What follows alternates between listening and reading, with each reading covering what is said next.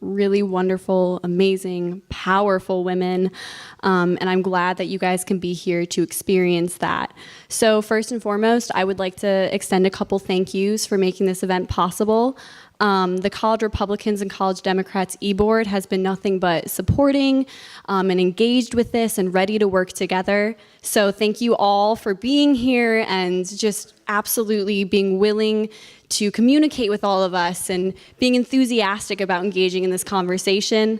I would also like to thank the Center for Political Communication, who is co-sponsoring this event with us.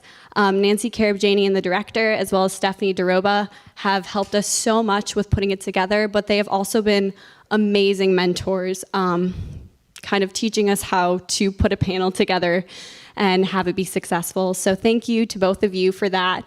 As well as our media who's here. This is really great to have all the microphones in a classroom setting. They were very willing to work with student organizations, which is great. So first and foremost, I'm Kelly Reed. I'm the Vice President of College Democrats. I am my name is Elijah Pardo, and I'm the President of College Republicans. It's an honor to be here. So the purpose of this event tonight really started back in 2018 with the November election. When the midterms came about, we saw a record number of women running for office from the local level to the state level to the federal level. And that was something that transcended party lines. It transcended all of the partisan issues of the time. And it was this awakening for women in power. And we saw that for the first time, women were being recognized across the United States as having just as much of a hold in the world of politics as men. So we wanted to have this panel to kind of highlight some of the women in Delaware who have been in power for a while, but also some new faces who are really forging their own path. And it was really great because Delaware is blessed with a close-knit community. So the elected officials are so close with the people they represent. Chances are you'll see them knocking on your door. And that was something we really wanted to take hold of tonight. So I want to thank you all for coming again. And Eli was going to say a couple things before we turn it over. Thank you, Kelly. So I just want to thank everybody again. I want to thank the College Democrats for reaching out to us. We really appreciate it. Looking forward to working more on things together. That's a relationship we'd like to have. And I just wanted to say, I think how great it is this is bipartisan, because in a world where we are incredibly divided, and especially as a country where we're incredibly divided, for us to talk about things that we can agree on or more likely to agree on, that's going to make the issues like taxes or something that we disagree on much easier to talk about. So I think building relationships, something women in politics is something we can all get behind, the importance of that. So the bipartisan nature of this is very important, and I think is a step forward for both UD and the New York community, Delaware community as a whole. So I'd like to thank you guys again and hand it over to Kelly. Yes, just to reiterate, thank you for showing up. If this is representative of anything of the UD population, this is amazing. We want to have that political conversation. We want to be supporting women. And so now, without further ado, I will be turning it over to our moderator for the evening, Nancy Karabjanian, who is the director of the Center for Political Communication. And she is also a woman who has really made a great feat in her field of journalism and communications. So to have her moderating tonight is truly an honor. So thank you very much to our panelists. Thank you to Nancy, and thank you to all of you for coming. So let's start by clapping for Kelly and Eli for putting this together. I'm sure by now you've all seen the viral video of Notre Dame's women's basketball coach when she was talking about the lack of women in leadership positions in the world of sports. All right, so what struck me from what she said a lot. What struck me was when she said women have been socialized from an early age to know men run the world. It kind of stopped me in my tracks. So clearly, that is the case in sports. You can't deny that. And also in many other fields. But with a dose of inspiration and a little bit of an apology to Beyonce, I have to say that might not necessarily be true, because who runs the world? According to Beyonce, it's girls. Mm-hmm. So if you look at this panel we have here tonight, They definitely could run the world, and in many cases are on their way to doing so with their collective experience, their varied ages, and their interesting positions in leadership. So let's get to meet them, and then we're going to get started talking. Right here is Kathleen Jennings, and she is Delaware's Attorney General in her first term after a very long and stellar career in the legal field in Delaware on both sides of everything. So welcome for you to be here, coming fresh off your first campaign. I wonder still if you've caught your breath. Jill Farquharson is next to her. She is a recent Blue Hen grad, at least somewhat recent, and has been working in politics ever since. She's currently the communications director for the Senate Committee on Environment and Public Works. She was also, by the way, the campaign chairman of the successful re-election campaign of U.S. Senator Tom Carper. So Jill, welcome. It's always good to see you. She also was my production assistant on debates. Oh, so many years. It came full circle. Emily Taylor is next, and we thank you for being here. She is the vice chair of the Delaware Republican Party. Very interesting to hear what she has to say about women in politics and leadership. Kathy McLaughlin is next to her, and most of you know Kathy. She's the executive director of the Biden Institute. And on the end, we have Delaware's Lieutenant Governor, Bethany Hall Long. Thanks to each of you. So I'm going to throw this out there, and it's going to you first. But as I told each of you when we were talking before the program, just jump in. Make me silent and render me useless, especially since I have to hold this wedding singer mic, okay? Anybody who's taken my class will know exactly what I mean by that. So very broadly is where I want to start. And I first want to put it to you and then ask everyone to chime in. Do you believe that 2018 was the beginning of a surge of more women attaining leadership roles in politics? Well, definitely there were more women running in 2018 than there were in 16 or 14, which if there's more women running, there's more of a chance of women winning. And I think that there was for a lot of different national reasons. I think you saw the beginning of the Me Too movement, which was huge for women. I think that our president had said some things that kind of riled up the women's base a little bit, which caused them to come out. And I think that it not only was it the beginning of a surge of women voting, or running in 2018, I think you saw a surge of women voting in 2018 in record numbers that you hadn't seen before, which is, quite frankly, a trend that I hope we continue to see into 2020, 2022. Lots of nodding. What do you have to say? So let me follow up with that. I agree with you. And I did bring a few dry statistics, and then hopefully I'll say some other things that isn't quite so dry. But I ran for the first time in 2018, never ran for elective office before. I learned everything I know from Lieutenant Governor Bethany Hall Long, who was a tremendous help all along the way. And enjoyed many times with Jill. Yes, yep. On the town halls and in debates. But 2018 really was a watershed year in our recent history. 50.3% of eligible voters voted across the country, making it the highest turnout in a midterm election since 1914, and the first time a majority of eligible voters cast ballots since women gained the right to vote. In Delaware, the percentage was even higher. More than 360,000 Delawareans voted. That translates to a turnout rate of 52%. Those are the stats. The reality is that in Delaware, everywhere I went, everywhere I looked, there were women running for office. And most of us for the first time. In fact, of 9 statewide elected offices in Delaware, 5 are now held by women. And one of the highlights of my entire career was standing on the stage on election night after the votes were cast and the results were in, and holding hands with all of the women candidates. Bethany, you were there. Yep. And when we held our hands up high, you could see us from one end of that stage to the other. And I've never seen anything like it before. It was emotionally an amazing moment and so satisfying. We have all been professional colleagues since then, and every time we see each other, we just have that bond together that we share in history. So it was a pretty special moment. Lieutenant Governor, you've been now you have more company. I do. I love it. I love it. And for me, it's exciting and it's great to be in a classroom because, in my other life, I am a University of Delaware professor. And I often tell those stories about women. But as our Attorney General has stated, and Ms. Taylor, not only do we have the more women running, but it was a great night. Up until my first couple of years as a statewide elected official, I was the lone statewide, from the state level, elected woman. Now, if you look at Congress, we had recently, also the same year I was elected in 2016, it sent for the first time a woman to Congress and a woman of color. How many of you are from Delaware? Show of hands. I'm going to turn it on you. Okay, and how many of you? Probably a third to a half of you are from Delaware. So that was a big deal. I was so excited election night to be standing there statewide with all the women, and it was our lone male governor.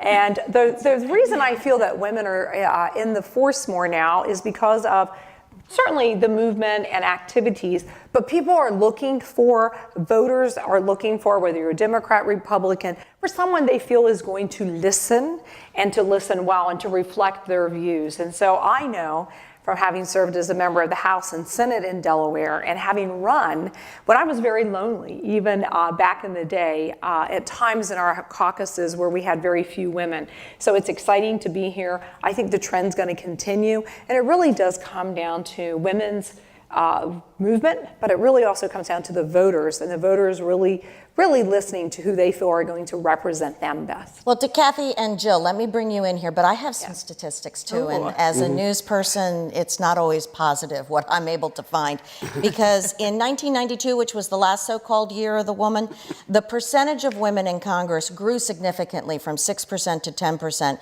and then it's gained just a little bit every year. In 2018, it went from 19.6% to 23.7%. You would think that, it would have grown faster and harder, especially considering Me Too and the language that's been coming out in politics, the tone of politics, not just from the White House, but the tone in politics general. So what's going to be the total push up the hill? I think if you think about the way people get elected, especially at the national level, is they come up through the states. Mm-hmm. And right now there aren't enough women in the states to fill that pipeline. So 92 was sort of a year of the woman that lasted 1 year. And so I think what they're doing now is there's a lot more women in state legislatures. 40% of state legislatures are now women at the local level. So that's a pool of candidates who are coming up. One of the facts that I found when we were talking about this is of the women who ran for Senate, 80% of them had legislative experience prior to running. Only 22% of the men had any government experience prior to running. Women need to be asked to run. There's a lot more organizations out there now asking women to run. There's some great organizations that are bipartisan. Elise Stefanik, who's a young Republican woman from upstate New York, just started a new PAC that she's getting women to run. There's Emily Cherniak is running an organization where they're bringing former veterans and AmeriCorps people who have served in public service to now run as well. So I think there's more organizations, and it's not just the Emily's List or the wish list. There's a lot more organizations, and they're looking at people with different experiences and bringing them into the process. But Jill, you walked the Senate floor, so Yes. Where are the women? Well, I mean, what I would add to that there's the phrase that you can't be what you can't see. And I think in this case, you may not be able to believe what you can't see. So with this surge of women and at the state level, hopefully that voters will actually, and people will say, okay, I can do it. I can run for office. And then hopefully, with voters, they will believe in what they see, and they will continue, as Emily said, the more women that run, the more women we're going to elect in office. So we just need more women to. So the House is just under 25%, the Senate's at 25%. But I can remember back in 92, and no one in this room probably remembers that, but some of us might. Roxana Arsht, she was the first female judicial person appointed in Delaware. She was a Spitfire. And we did a program right after 92, and she stood up, and it wasn't necessarily her first quote, and the numbers aren't accurate, but it said a lot. 2% is fine for a cup of milk, but it's not good enough for our government. And we really aren't all that far beyond it. So what's it going to take? You know, I think when I ran in part because being Attorney General is the job that I knew I would love, and it is the best job in the world. But I think also voters were looking for change. I mean, voters are always looking for change. But fundamentally, people are just tired of not getting anything done, and people are tired of bickering and fighting that doesn't achieve any kind of positive result. I think it's on us to reach across the aisle, to reach consensus on issues, to show that by voting for us, you have the change that you've asked for, and we are going to keep growing and growing and growing. Well, yeah. Well, and I think when political parties try to do it, you call it building a bench, right? You try to elect people within your legislature and you build them up throughout the ranks. And I think what women need to focus on is bipartisanly building a bench. We elect some state representatives. We've done a great job electing statewide officials, and continue to keep that trend going, and keep doing it instead of just having it be one election of the woman. Although I think your party has to be concerned, right? Because are there enough women that you feel in the Republican Party in Delaware to build your bench? Well, yeah, no, there's absolutely enough women. We need to do a good job at recruiting them, Asking, them to as training, Kathy said, getting them asking, to right? run and getting them elected. So, Is it harder for a woman? Kathy Jennings, could you have done this when your kids were in elementary school? No, probably not as a single mom, but I think there is this view of what running is, and then there's the reality of what running is. I have to say, I had a totally skewed view, even though I was around political races from the time I was in college at University of Delaware. But the reality of running is very different. You know, a lot of this is you have to raise money. You have to have enough money to get your message out, or you can't get your message out, even in Delaware. You have to be willing to be out there all the time, be at every event. Go through and meet and get to know every RD committee in the state of Delaware and attend debate after debate. I think we had, what, AJ, 27 debates? Or I think that your memory is being too kind. I think it was I think it was more too. Well, there were a lot of debates. And so, you know, that's the reality of campaigning. It's good. You have to basically like people. You have to want to meet people. And you have to listen to the people you meet. And so, looking back on the year I campaigned, AJ was my campaign manager, and we were together every day, every night, 7 days a week. It was remarkable, but it was remarkable for what I learned as much as the reason I was running, because I gained so much from meeting people in all walks of life, from all over the state of Delaware, and even in our small state, people have very strong views depending on where you are. For example, in Sussex County, the environment and the polluted water, drinking water, is it's a huge concern for all of us, but I heard it a lot, loud and clear in Sussex County, and that's just one example. So it is not always glamorous, but it is always worthwhile. You are one of 7 female attorneys general in the country. You are also a minority in the country, one of 15. And that's increased over since 2018. Oh. Immensely. I am the treasurer of the National Lieutenant Governors Association, and I am the chair of the Democrat Lieutenant Governors Association nationally. And in those leadership roles, we've seen a shift. But I will add to wanting about running in this audience. When you want to run and be in office, I did it with a child who was not out of kindergarten. And there are differences and there are misnomers. The first door I ever knocked at, oh, it's so nice that you're helping your husband. Oh my husband. So there's, difference in perception, but women can do that, and building, like you said, the bench, and working through the misnomers, giving the support, letting people know that we are able to do this. And there's this expectation, oh, you're abandoning your child, or you're not here, you don't have support. Women are held to a different standard. I go out on campaign trails in a primary with the guys or whomever are running. Nobody looked at what they had on. They could have worn the same suit with the same tie, with the same hair for a week. Heaven forbid if Kathy or I or any of us running for office had the same dress on 2 days in a row, which didn't happen, I'm sure. But we are held to a different standard still. But the good news is we're like each of you out here. You've got a passion and you've got a why. Why and your passion will drive you if you decide to run. One of the reasons I came tonight was try to inspire you to say thank you to the Democrat and some Republican students. Know your passion, know your why. And as our Joe Biden says, it's not so many times you get knocked down, it's how many times you get up. I lost my first election by absentee ballots. Wasn't fun. So again, politics is a personal sport, but you do it for the right reason. And you do it for your passion and you do it for your why. And I would add from a staffer perspective as a woman, I was a traveling press secretary for a Senate race in Indiana, and no matter where I went, everyone would assume that I was either the assistant, the wife, or the daughter, no matter where I went. And so I think constantly being underestimated in some way is something that you have to deal with. Here, I think this past campaign, being campaign manager, I was really fortunate to be able to work with candidates and candidates' teams that saw me as campaign manager. But there were still times when going into a meeting that people would just kind of, like, you or campaign man, okay, well, can you tell Tom that I said this?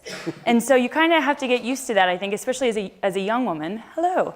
But yeah, just constantly being underestimated, the scrutiny. Well, you think about it.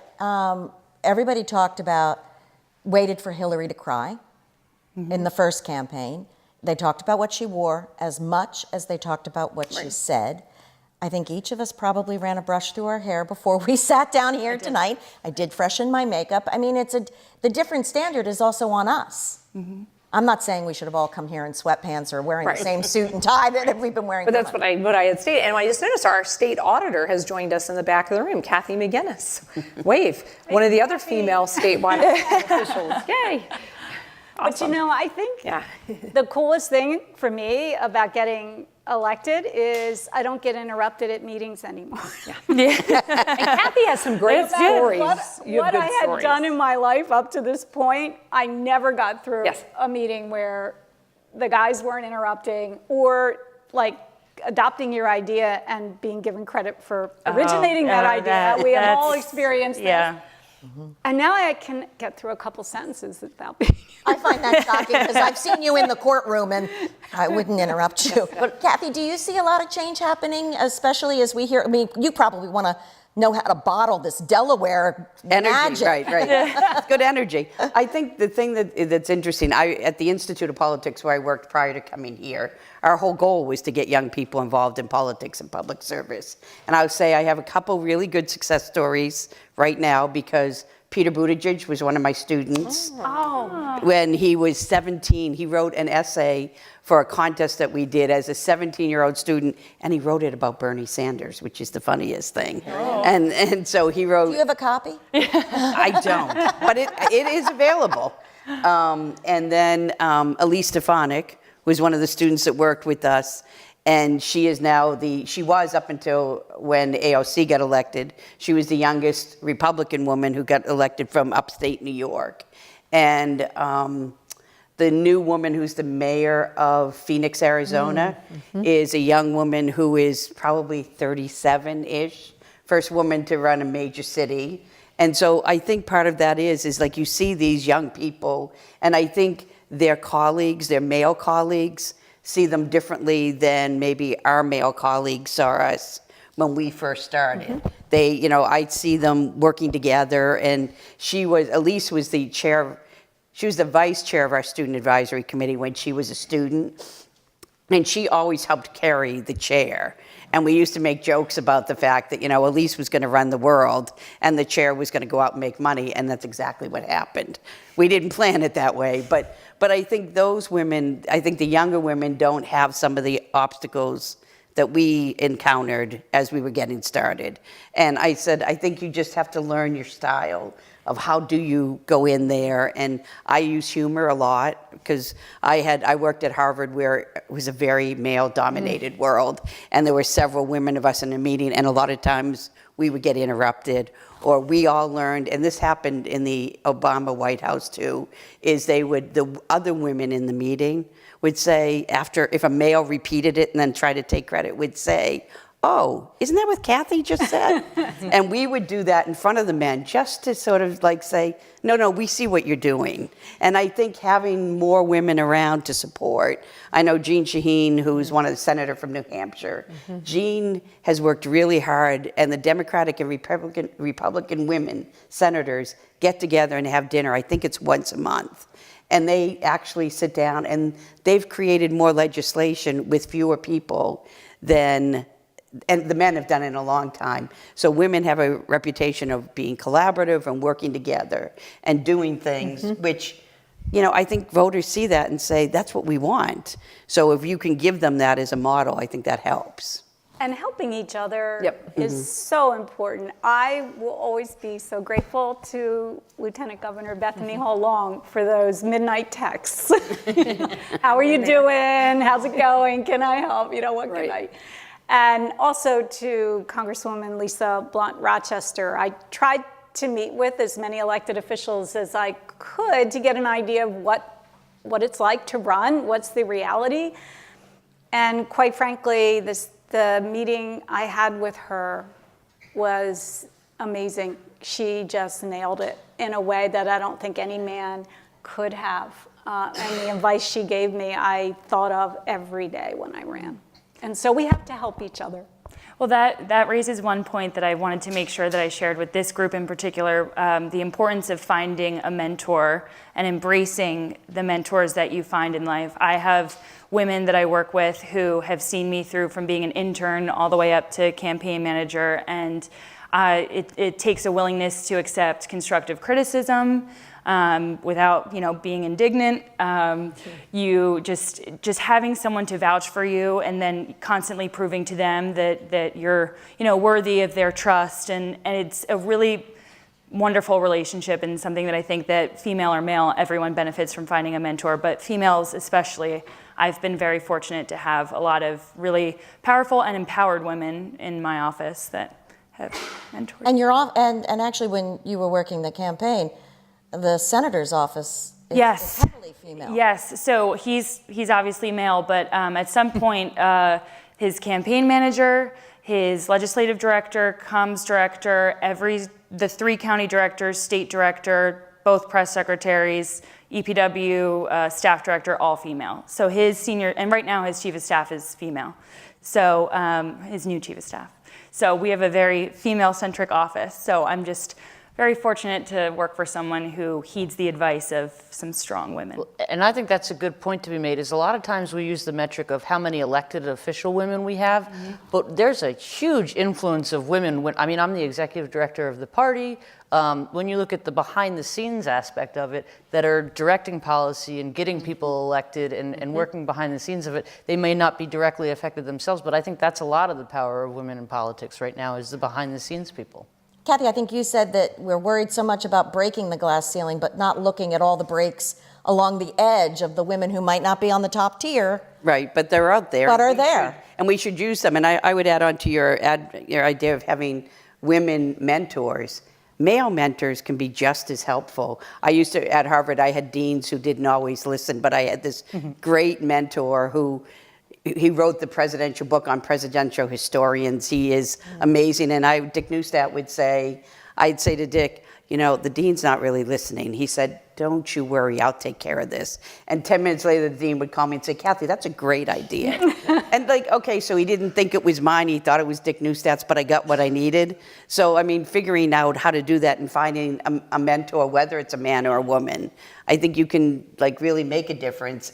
But you have to figure out what are those little tricks to get around so that, you don't threaten some of the men who might feel a little more threatened. So find your way, find your mentor, and figure out how to use your gender as an advantage. Can it be a true advantage to be a woman in a male-dominated scene? Yes. Yes, absolutely. Good. I'm glad you said that. If you said no, this was going to be a short panel. We're all leaving. We're all going home. I might have had a fit, but And I come from a household of men. So for all the men out there who are here, we love you too, right?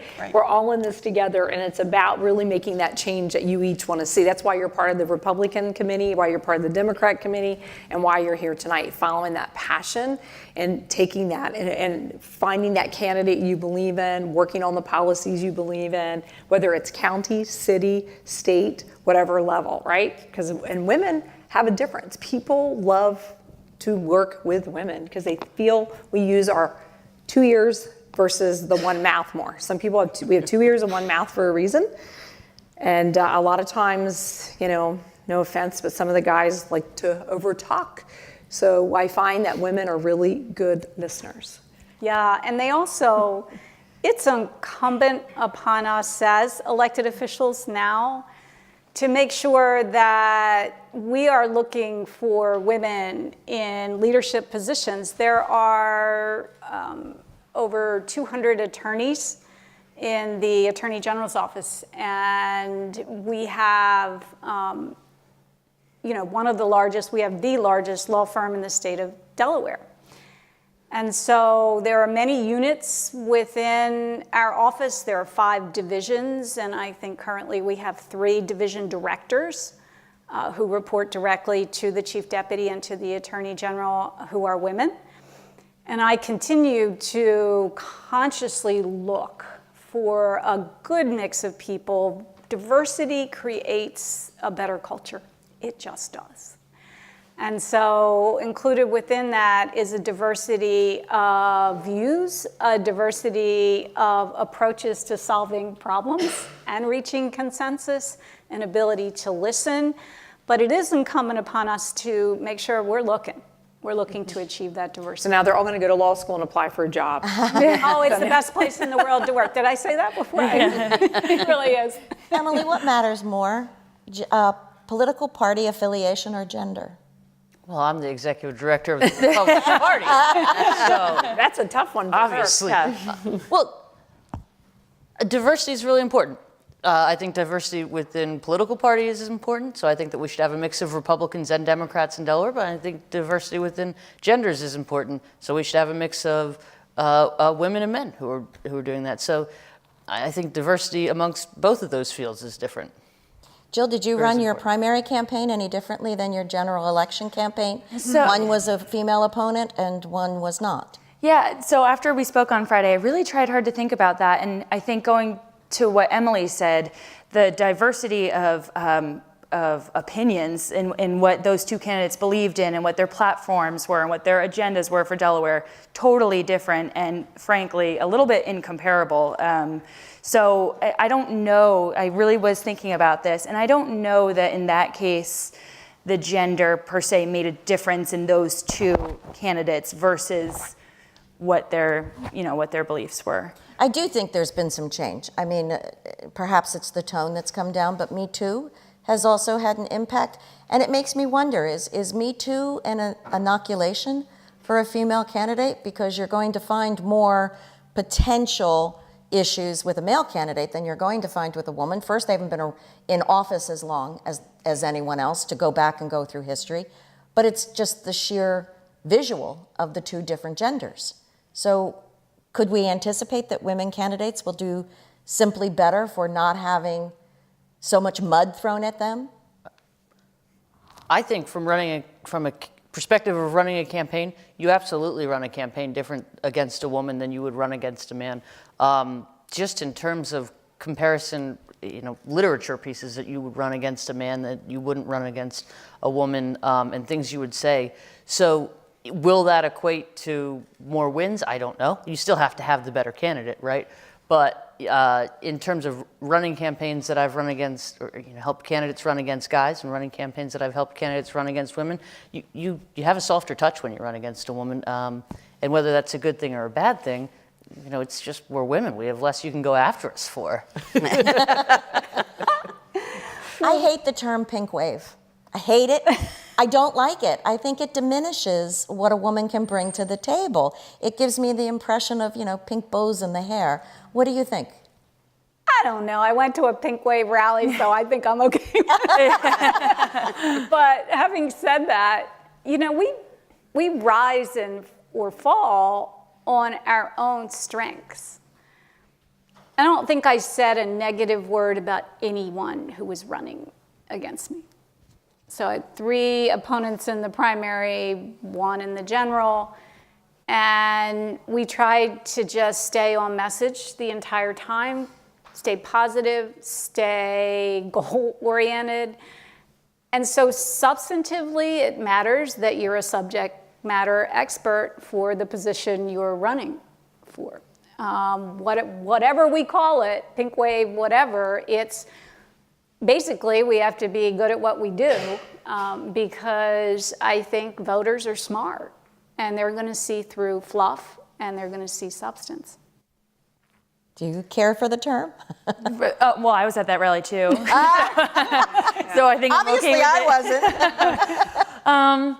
No, I mean, yeah, I just think going back to that question too, I mean, it's true. There's two different candidates and 2 different ways that you might strategize around them. But there's also, in my case, between a primary and a general, 2 different electorates, 2 different, you know. So there's just so much in how you're changing the strategy. I think that's why it's like apples and oranges, because there's a lot more than just the individual that defines, I think, where you're spending money and how. So if we're talking pink wave, can you be a feminist and feminine and in elected office? Absolutely, all the way. I'm in women's studies here, faculty affiliate, League of Women Voters Forever, and we can absolutely be there. You know what? We all bleed red. Okay, I'm a nurse, teach nursing here, and it's really about commonalities and what we share. And sometimes we're very different. I've never had the fortune of ever having an election where I wasn't attacked or accused of things. It's just the way it is, whether I'm a woman or what my belief system might be. But it comes down to what people want to hear and what we have in common.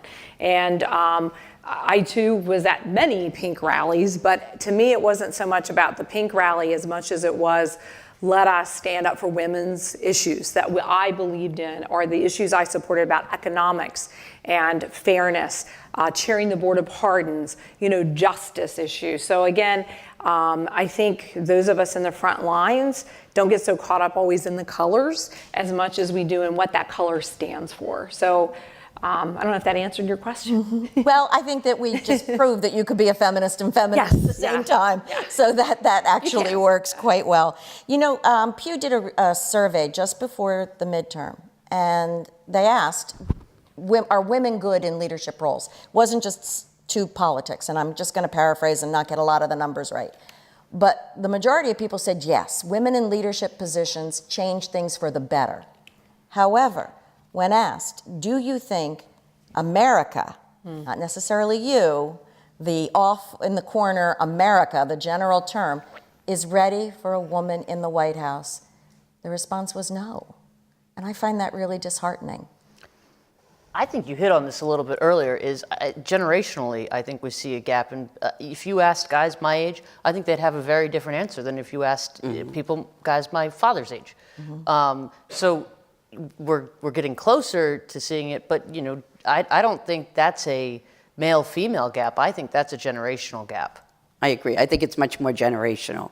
I think people don't understand, like they think, oh, I can't see that. I tell this story, I was telling one of the staff earlier that in Ireland, we did an event with the president of Ireland, and she said, she was talking about being a woman as president, and she went to a kindergarten and was talking to the kids and said to one of the little boys, you know, do you want to grow up and be president? And he laughed.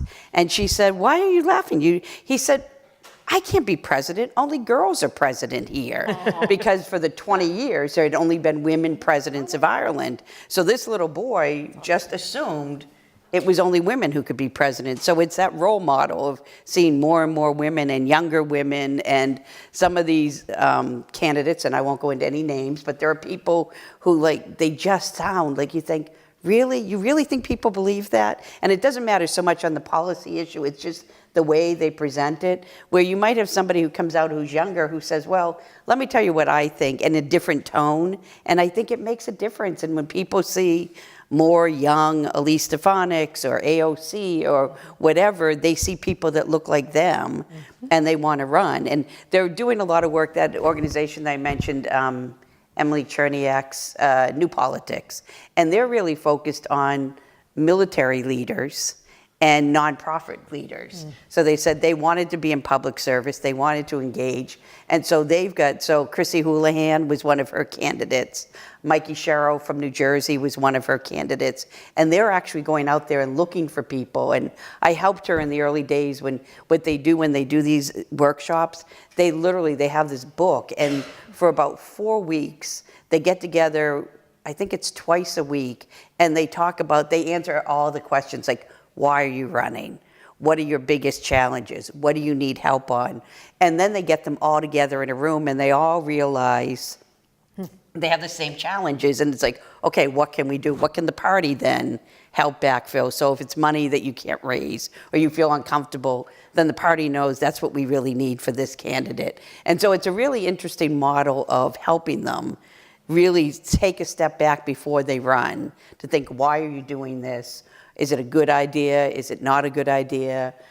Seth Moulton, who just announced that he's running for president today, Seth was one of her very first clients who sat with him as a military person and said, why are you thinking about running? And went through all these questions. And it's really revealing, because I'm sure you've done this, but maybe not in a setting, like in a group setting like that, but it's been really thoughtful of what they thought they could do and what were their challenges. And then there were people who went to the sessions we hosted that said, now that I've looked at all this, I really don't think I should run. But there were other candidates who stood up and said, I do. So I think that you're seeing more models, and you're seeing more models of how to get young people engaged, that it's not just the Emily's list or the wish list. There's all kinds of different models of people. And I think it represents the country better when you have all different kinds of models. Do you find it, though, disconcerting that there's so many Democrats running right now? I mean, that has something that, it just seems that stand up and it's far out at this point. So I know that the field will be weeded through, and perhaps this week it'll be weeded through even more to have no names rise to the top. But it seems as though right now it's an open field. It's just like, come on in and run for president. No? That's democracy at its best. And if you think back to 2014, you had 16 or so on the Republican primary side, right, to the Republicans out here. I'll give you a quiz.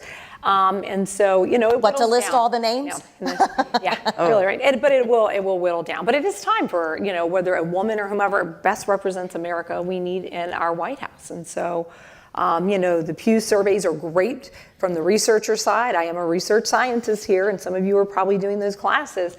Again, gets back to her comment. Probably could have been the time of day they called if they used a landline versus a cell phone. Looking at the research methodology of when they did that survey is really important. So those of you who are going to be in the political front lines of doing data and frontline work, that's a really important job too for you to consider for those of you interested in careers in politics. Or interning with the Center for Political Communication. Or the Biden. Or interns, right? We love interns. I don't want to let it all go by without at least talking a little bit about some of the horror stories. I had them as well in broadcasting. I had a former elected official who said, oh, doll baby, come here. Can you get me some water? And I politely did, because of the time it was in our society. And the shock on the face of this person when I was the moderator of the debate that this person was participating in was just shocked. When you look so young. It was, it was an unusual, but I know that everybody has had that. And I think we learn from that. We learn from the experience of how you dealt with it. I didn't come on the attack. I just figured my presence is going to take care of this. I will prove who I am by what I'm about to do. I know you had to have had some of that. You were in a very male-dominated field early on. Oh my gosh, was it ever? You should tell the story at the Supreme Court. I know. You don't have a whole lot of time, but you could probably whittle that down. All right, we'll whittle it down. This is amazing, those of you. This is pretty cool. When I joined the Attorney General's office in the criminal division, I was the second female in the entire state. Can you imagine, guys? Law enforcement was all guys. Prosecutors were just about all guys. But the woman who was there really helped me. She mentored me, and I'll never forget it. Segue into the U.S. Supreme Court. So we had a criminal case that went all the way up to the United States Supreme Court. And I had written the petition for cert and then helped write the briefs before the U.S. Supreme Court. So I got to go down with the all-male lawyers and sit at counsel table before the United States Supreme Court. Pretty big deal when you're a brand new young lawyer. But they were so unused to having a female at counsel table that they had to check and recheck my credentials twice to make sure that I was there and not the secretary or the paralegal who would be sort of illegally unauthorized sitting at counsel table. And so that's something I never forgot. But the key, I think, for all of us, because we all have stories, is knowing when to speak up. Because you can't fight every battle. In my last months as state prosecutor in charge of the criminal division, there were a group of people in the hallway. There was a guy, an older prosecutor, been there for a long time, and a couple of other people, one of whom was a very young female prosecutor. And he was telling her, I overheard it in my office, he was telling her how to dress for certain judges.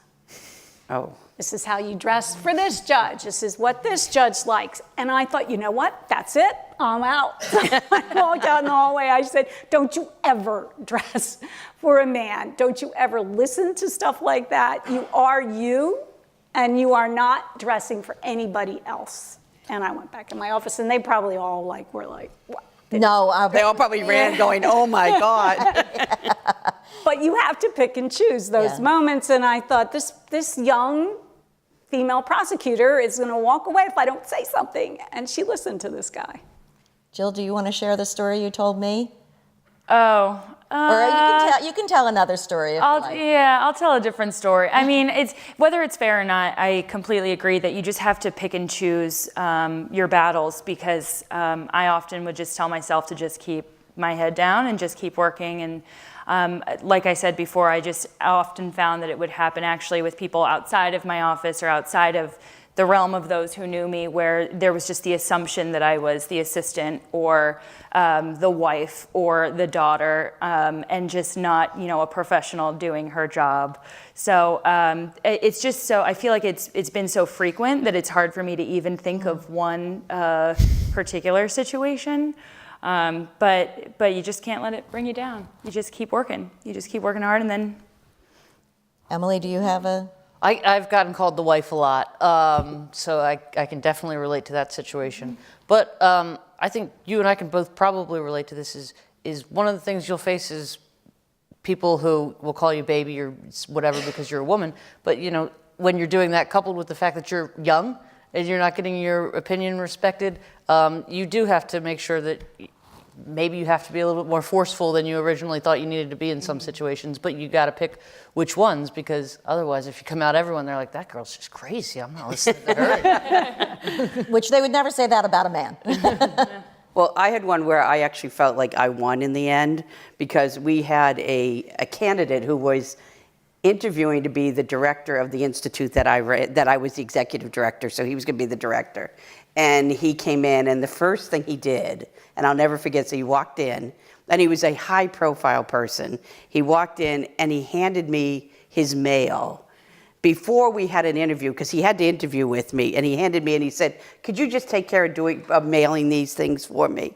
And I thought, can you imagine walking into an interview and asking the person you're interviewing with for the mail? So I politely looked at him, not so politely, I might have breathed under my throat, but then I just said to him, I said, I'm happy to take care of that. And then we considered, and then he realized he was actually interviewing with me and he didn't know what to do. And so, but he actually, I don't think, was even that fazed by it. But the best part was the person who was chairing the committee was a great guy who I said to him, listen, here's what I think about this candidate. And it wasn't like I made a big thing. I said, but if that's how he's going to operate with me, how's he going to operate with other young women here? And he was taken out of consideration for the director's position. He doesn't know that, but he was. And it really had, I mean, there were other considerations, but I felt like Dick immediately, the chair of the committee, immediately said, that's unacceptable. And I didn't go in screaming, saying, look at what he did. And I didn't. And if he had said to me, where is the mailbox? I would have said to him, give me those letters. I'll take care of those for you. Right. But to walk in and ask me that first, and I just said, oh, and I smiled, and we had our meeting, and then I immediately went in and said, listen, okay, I'm maybe a little offended, but how's he going to operate with other people? And the committee, to their credit, there were several men on the committee who said, we can't have that. And that person did not become the director of the Institute. Sorry. Wow. Lots and lots of stories, but I think the theme that is here, right? Respect is so important. And today in politics, we don't always see it. I think that's why we wanted to come tonight, because you were bringing us together to show that what we have in common and how we communicate. You could do this best than anyone. It's in perception and communication. I have so many stories. I was a U.S. Senate fellow when I was your age. Seems like yesterday. I didn't think I was ever going to get treated like a grown-up. And somehow I aged, and that has passed. Some days I want to go back to your seats, but it will happen. And I think it's in that approach. It's a two-way street. I mean, obviously, as Kathy has articulated and everyone here has articulated, knowing when to kind of stand firm and polite in your approach to one another, because I find myself also having to use 2 ears and 1 mouth. Words not spoken cannot be held against you. And so even sometimes if you're being bumped a little, before you come back in combat mode, think about those words, but stand your ground. If somebody is treating you obviously without affirmation or aggressiveness or some sexual connotation or something incorrect, you need to speak up. And so as a woman, I've had all kinds of crazy things, and especially as a nurse, I've seen all kinds of body parts. People just make assumptions because you're a nurse. Can I, and I'll be like, okay, thank you, as you're campaigning. But I do think it's that mutual respect. I have stories galore.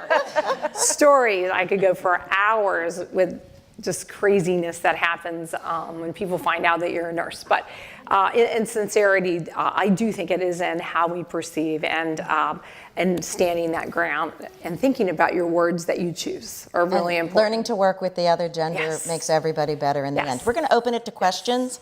So we have our 2 wireless microphones here. If you would like to ask a question, raise your hand. They'll come to you. If you are by any chance in line of the cameras, we just ask that you stay seated to ask your question. Otherwise, if you would stand, quickly ask your question and we'll get the answers in there. So I actually have a question real quick. So do you think that women, once you are in that elected position, once you are a campaign manager or a director, you're still held to a higher standard and there's greater risk? Because do you feel like if you make one mistake, it could cost you your job, cost you your next election, because people still see you as, well, we gave her a shot. Whereas you could have a congressman who messes up 8 times, does nothing, and sees 5 more terms. Do you still think that that's pervasive within women being in this field? You want to start as a campaign? Well, yeah, I mean, I don't even know. So to answer that question as a woman versus me, I'm not sure where but I think, there is a lot of pressure, especially like you said, like I don't like to make mistakes. I don't think anyone likes to make mistakes actually, really. But I certainly don't. And I did think, especially with this past campaign, being a young woman where I think, I just felt like if I made a mistake, then you're right, then in some way that I failed myself and everyone would look at me and be like, well, of course, that's what happens when you hire the young 20-something to run a campaign. So it certainly was a lot of pressure, and I still feel that pressure now. But you just, in a way, you have to have that pressure kind of fuel you at the same time. So I guess there's always good with the bad. And so I think with that outsized pressure comes some some good self-motivation, and it helps you kind of power through. When you do make a mistake, you just really need to do better and make up for it. And so I think that it's, I guess, in adversity lies opportunity in that way. I think that's a really good question, though, because I don't think I'd ever thought about it like this. But if you look at like a George W. Bush, he fumbles upon words, and it's endearing. He's like your uncle. You look at a woman, and she fumbles upon words, and she's dumb. I don't want to elect her anymore. So I think you are held to a higher standard. And I think the other thing is women are inherently tougher on themselves. So when I make a mistake or something, I go home and I think about it at night. Whereas I think guys tend to let that brush off their shoulders a little bit. So I think you're absolutely right in that, and I don't think I had thought about it like that before. Questions? I have a question. So, being women of power and being a female myself, I think that many people also know that women aren't always nice to other women. So, how do you and women in power, and also I think you guys touch upon it, it also means that insecurities come with competition and comparison. What would your advice be to people when just people want to compete against you, or they're really trying to, I mean, it's female against female, because we aren't always on the same team, unfortunately. How do you get someone on the same team? I sort of have my gut to that is actually that I found that the more vulnerable I was to someone I considered my teammate, like a close colleague, like I said before about finding a mentor, I think also finding a teammate or a colleague that you can really trust. And I think vulnerability, when you say, oh, I feel like I made a mistake, or I'm really not sure, what do you think about this? It exposes you a little bit, but it also kind of lets someone else's guard down. So I mean, I've just found that in working with other women that I can just being fully honest and not trying to prove anything necessarily to them, I think helps to take away that feeling of competition. Do you think that people of your demo, I know people in my demo are very competitive with each other because it was, you got to have everything, buy the bacon, cook it up in the pan, whatever. I don't think this generation thinks male, female as much. I think they see people. And I think that it's generational, as we said. Do you agree with that? I think you all don't look at people as the female candidate or the male candidate. Am I correct? Or you think I'm nuts? No. Yeah. Other questions? I mean, to answer her, though, I do want to get at that. That's really important. I think it's really imperative that all of us, and particularly those of you who are in leadership here tonight, because you're all leaders, because you wouldn't come out if you weren't, is to really think about helping and how we interact with others. I've been on the receiving end, but I also have learned that mean people are mean and don't love themselves usually. Loved people love, hate people hate. And there's a reason for people's trauma, and there's a reason for people's insecurities. And I think when we recognize that, it's bullying, right? And there's the Mean Girls Club. And we have to know how to work around that. And I think those of us who are in elected office, whether it's our mentors, our understanding, our supports, and our resources, recognize that. And so you might find yourself some days taking a step back and saying, wow, did I just say that? Did I kind of bully that person or not?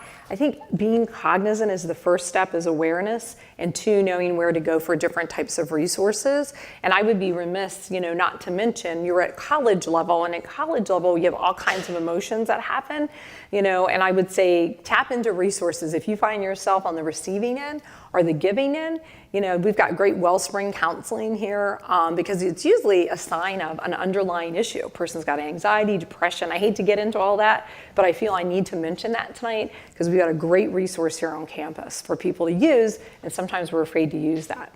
And you are so right. Yeah. And I think grace and kindness and empathy are so incredibly important. And so if someone is kind of being mean, competition, honest competition is a good thing. Right. But if someone is truly hitting below the belt, try to talk to them. I mean, I just think there's a reason why someone is doing that, and maybe you can bring it out and overcome it with them. If they continue to do it, then you can't. Right. But, in the first place, having empathy for someone else's position and their point of view is very important. And it is sadly lacking in some elected offices nationally, and I think that's a really bad trend. We need to understand each other. All cultures, all religions, all races, we're better for it. Any other questions? Right over here. So my question relates back to the like feminine and feminist. There's like this idea, I think this is also generational, there's an idea that the qualities generally associated with leadership are masculine qualities. Do you ever feel like a pressure to like act like a man? And how do you navigate like the derision of like femininity in leadership positions? A lot of acknowledgement in this group, so let's just let you go at it. I just to jump in, I doubt that anyone would ever call me ruthless, but for better or worse. But I do find that I am focused, and so I think it is assumed, especially in the campaign world, that you're going to be ruthless and just want to tear everyone down and come at their necks. But I found that if you come at any decision from that frame of mind, you're going to make decisions out of spite and that are irrational and just in react mode. So I try and be focused, and I do think sometimes it may come across as soft, but so far it's kind of worked out for me. But I just try and, where I may not be cutting someone down, I hope that I am at least thinking decisions through, and that is so far kind of, I guess, come out. Kathy? Yeah, I think when a lot of times when I operate, I do use humor because I think it brings everybody like, it's okay. I'm not here to threaten you, or it's sort of, how do you engage somebody? And I try to build relationships before you need to get to a battling point, so that when you have to deal with something that's hard that we don't agree on, like we at least have a basic understanding in a relationship. And I think that's important. One of the things I think has really affected in the Congress, they used to have these CODELs, which is congressional delegation trips. And they would all go together on various trips to whatever project they were working on, whether it be domestic or international. They cut those out around 94 because they thought it was a waste of money and it was a waste of this. Well, you know what? There's nothing better than sitting on a plane next to one of your colleagues for 14 hours because, you get to know each other. And David Pryor, who was a former senator from Arkansas, he became very close with, I can't remember what the congressman's name was, but a fellow senator, senator, not Congress. And they both had kids who played baseball. David and he disagreed vehemently on whatever the proposal was, but David knew that the other senator's son was pitching that night at a baseball game, and David, who was a Democrat, actually filibustered until that Republican person could come back from being at his son's game. He voted against him, but David said, I would like that, because they had this relationship. The kids grew up together. They went to school together. It was a different kind of relationship back then. But they had that relationship that David, in spite of the fact knowing that this man was going to vote against this, it still meant that he wanted him to have that opportunity to vote. So building those kind of relationships ahead of time really does make a difference. And I know they didn't want us to spend time, the CODEL, and a lot of members don't live full time in DC, so they don't have the kids at the same school. Their spouses or partners aren't spending time together, so there's that kind of camaraderie that used to happen. I mean, this is years ago, this is actually before my time, Tip O'Neill and Ronald Reagan disagreed heavily on everything. But as soon as they meet at the end of the day, they go out and have drinks together. And it was sort of these people who disagreed, but they weren't. Al Simpson always said, who was a senator from Wyoming, you can disagree, but you can't be disagreeable. And I think that's like sort of an important thing. It's like, yeah, you can disagree, but having some kind of relationship to get started with, I think, is really helpful. When I started, you had to dress like a man in television to be on air. So women always wore suits, pretty much. I mean, even ties. It was very freeing to me when we were allowed to stop doing that. And I became a better newsroom leader because I was true to myself. At 4'11", it just didn't work. The look wasn't working for me. But as soon as I was able to be who I needed to be, I was a much better newsroom leader. So I think while we like to think we have to take on those masculine qualities to be true leaders, we're better off being true to who we are. It's not easy. So She's in the cop world. if you are in an all-male law enforcement world, now it's not like that. But you really feel the pressure, to be the tough guy in the room. I can walk in a courtroom, I can prosecute a case, I can get a jury verdict, I'm not going to be a wilting flower, but people expected you to be night and day. They expected you to be one way on your personal time, whether we call it feminine or what, and a completely different persona when you walked in the courtroom. And frankly, that was hard as a young attorney. It just was. And it took me years to gain the kind of confidence to do exactly what you talked about, be yourself. But Time it's for a not couple more easy. questions. Anybody? Here they come. I was wondering if you could maybe get into the disconnect between staff and elected officials a little more. Just maybe personal experience, all the offices I've ever worked in or teams I've ever worked on have been majority senior staff women. And then often the men who head the office. And that can be a great dynamic, but where do you think maybe that pipeline kind of stops and sends people elsewhere?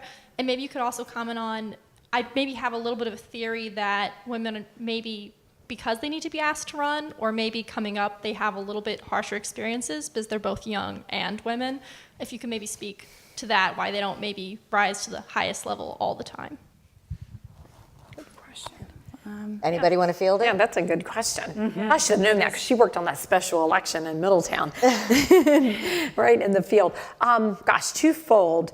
I think it just depends. I know in wearing my hat, both at the DLGA and the NLGA, I do see a higher increase of the number of women who are chiefs of staffs and who are serving in higher roles. And I think we have to make a conscious effort of who is the better person, right, despite gender, but we should have the equal opportunity, right? It shouldn't just be made of that assumption. And I feel more and more younger women are running. I mean, not to pick on Kathy's in the back, McGinnis, who's now auditor, who's been in city council, in a different location. People start at different levels. I do feel, though, that for women, a lot of times there is this message, oh, you've got to start here, you got to do the school board, then you got to do this. And you are kind of building that bench, but there's folks like Kathy who waited till she had everything that she needed to go for the highest statewide office as Attorney General. And I feel as women, such as yourself, doing the fellowships, the work that you're doing here at UD, so all of you being part of this organization, whether you're R or a D, getting into the fellowships, doing the internships and working, you're gonna build your resume. And I believe in my heart of hearts, as we, for the first time in our Delaware legislature, as you know, and the House and the Senate, we have a lot of diversity of women, persons of color, different backgrounds. They are going to be seeking wiser, young, socially media connected individuals and talent. So the moral of the story today is don't leave here discouraged. We want you all to be on fire to help all the ladies who are running in 2020 and 2024 and out, because we believe that you have that potential. Well, I think we have to leave it at that. Yeah, okay. I hope that's okay with the remaining questions. We on can the answer floor, questions individually, perhaps. Yes, a couple of us can stay out. But I want to thank each and every one of you. This has been a great conversation. It's been very interesting to hear from your perspective and from the party perspective and from our two elected officials who are standing strong and our attendee in the back there. Thank you for being a part of that huge group of women who are in state elected office. And of course, Kathy, thank you, as always. Very interesting. You need to have her tell you the rest of her stories from her past, because if you ever can sit down, there's some great stuff there. Thank you all so much. Let's give them all a big round of applause to thank them for it.